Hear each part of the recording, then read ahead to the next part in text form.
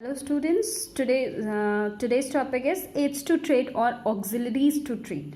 Trade we have discussed earlier. Now it's time for auxiliaries to trade. The activities which helps in a smooth flow of trade are known as aids to trade or auxiliary to trade.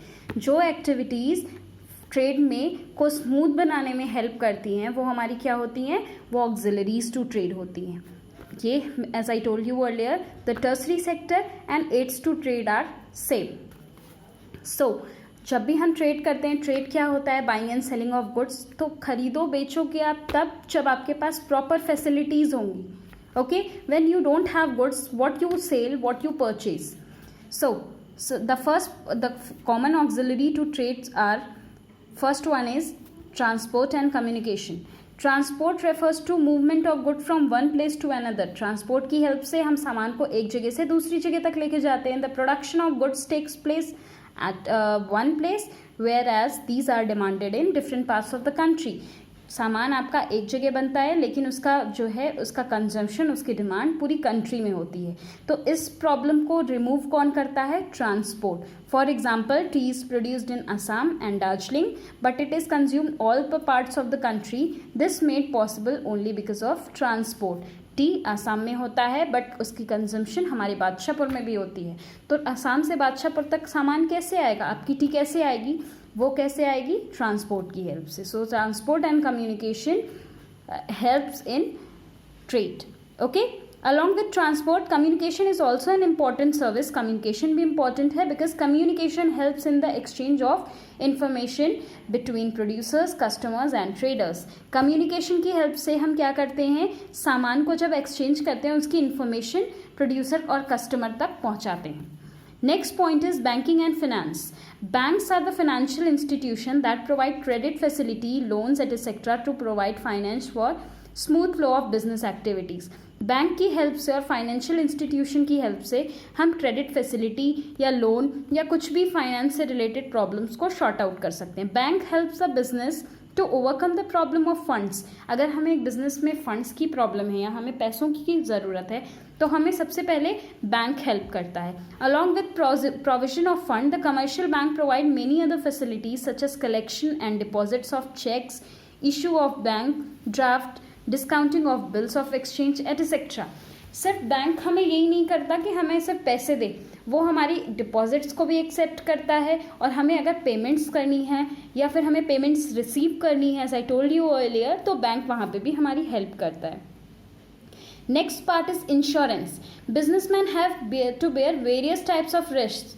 Insurance provide protection from some kind of risk such as loss due to fire, theft, accident, etc. Suppose कि हमने क्या किया, हमने एक truck purchase किया और truck में sugar लिया, शुगर को एक जगह से दूसरी जगह ले जा रहे हैं बट वहाँ रास्ते में एक्सीडेंट हो गया. तो इस रिस्क को, ये रिस्क तो है ही एक बिजनेसमैन के लिए, तो बहुत सारे रिस्क हो सकते हैं. चाहे आग लग सकती है या फिर एक्सीडेंट हो सकता है या फिर चोरी हो सकती है, थेफ्ट हो सकता है. तो उस रिस्क को कोप अप कौन करता है, insurance. With the help of insurance a businessman can have bear various type of risk. Warehousing, usually there is a time gap between the production and the consumption of goods. Consumption और production के बीच में time gap होता है. उस time gap को किससे fulfil करते हैं, वेयर हाउसिंग से. Goods are not consumed immediately when these are produced. तुरंत तो कंज्यूम होता नहीं है. Like as example wheat and rice, these are produced in a particular season but are consume throughout the year.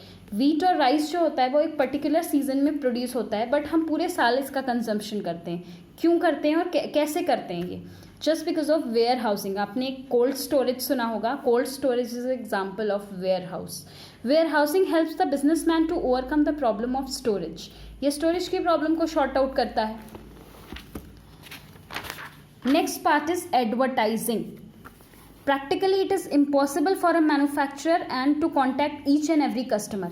कोई भी producer है उसके लिए एक बहुत इम्पॉसिबल टास्क है कि वो क्या करता है, वो उसको प्रॉब्लम होती है कि भाई वो कस्टमर तक अपनी बात कैसे पहुंचाए, क्योंकि हर एक कस्टमर के पास तो हम डील कर नहीं सकते. सपोज अगर हमारा स्कूल एडमिशन कर रहा है तो हमारे स्कूल का एडमिशन हर एक इंसान को बादशाहपुर में तो हम नहीं चाहते बता दें. कि हमारे स्कूल में एडमिशन्स हो रहे हैं, आप आइए हमारे स्कूल में एडमिशन्स लीजिए। तो advertising helps to overcome this problem. Advertisement क्या करता है, हमारी इस प्रॉब्लम को शॉर्ट आउट करता है।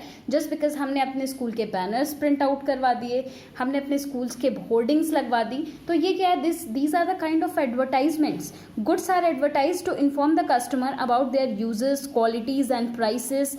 तो ये क्या होता है, एडवर्टाइजमेंट की हेल्प से हम गुड्स की क्वालिटी, गुड्स का प्राइस, गुड्स के रिगार्डिंग उसके use, how to use the product, और how what is the price of the product, what are the qualities of the product, ये पता कर सकते हैं।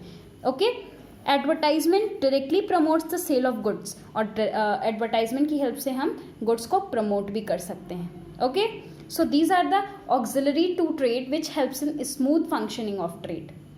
Now come to the next, that is business risk. Risk क्या है, risk means uncertainties, future में जो चीज़ें हो सकती हैं या नहीं भी हो सकती हैं। So business risk to the probability of losses, chances of losses और inadequate profit due to uncertainties और the unexpected event which is beyond control.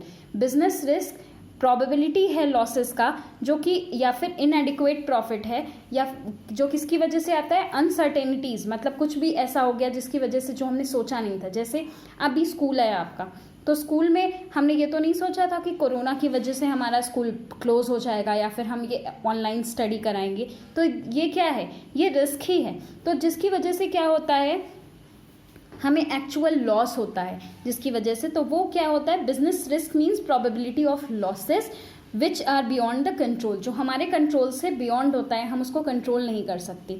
For example, demand for a product में decline due to change in the taste and preferences of customer. Suppose customer का taste change हो गया, तो customer का test कब change हो जाए, customer के प्रेफरेंसेस, कस्टमर की चॉइसेस कब चेंज हो जाए, जिसकी वजह से प्रोडक्ट की डिमांड डिक्लाइन हो जाए, तो वो क्या है, वो हमारा रिस्क है। जैसे मैंने कहा, due to change in fashion, due to change in competitors policy, competitor की पॉलिसी चेंज होने से, या फिर फैशन में चेंज होने से, या फिर टेस्ट में चेंज होने से जो बिजनेस पे इम्पैक्ट पड़ता है, that is called business risk. अब इस कस्टमर का टेस्ट चेंज हो गया, तो वो हम तो उसको क्लेम कर नहीं सकते कि आपने टेस्ट चेंज क्यों किया, आपने अपने प्रेफरेंसेस, चॉइसेस, डिमांड क्यों कम की। तो ये क्या है, ये बिजनेस रिस्क है और ये हमारे कंट्रोल के बाहर है।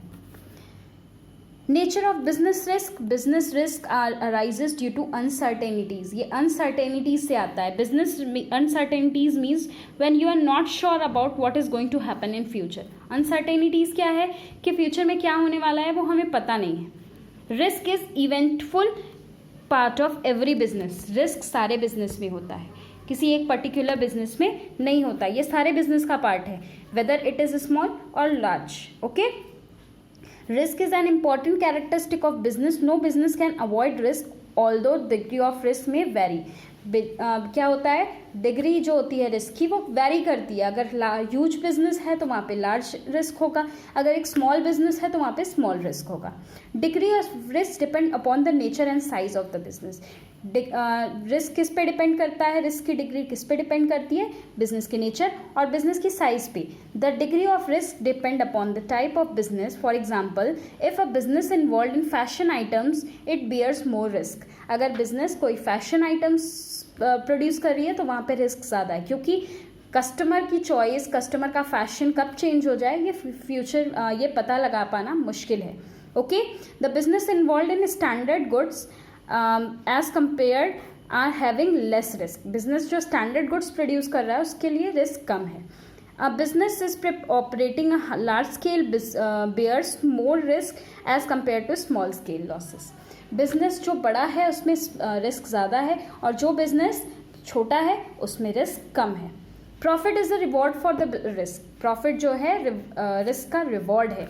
As I told you, more risk more profit, less risk less profit. अगर आप कम रिस्क लेते हो तो वहाँ पे आपको प्रॉफिट कम होगा, और अगर आप ज़्यादा रिस्क लेते हो तो आपको प्रॉफिट ज़्यादा होगा। Businessman earn profit because they are bearing risk, no risk no gain. अगर आप रिस्क नहीं लोगे तो आपको गेन भी नहीं होगा। Larger the risk more the profit.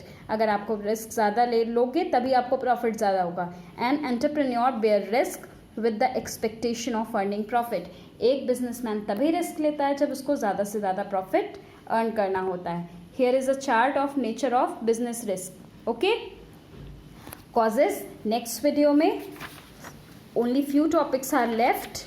So if there is any query, you can contact me. Thank you.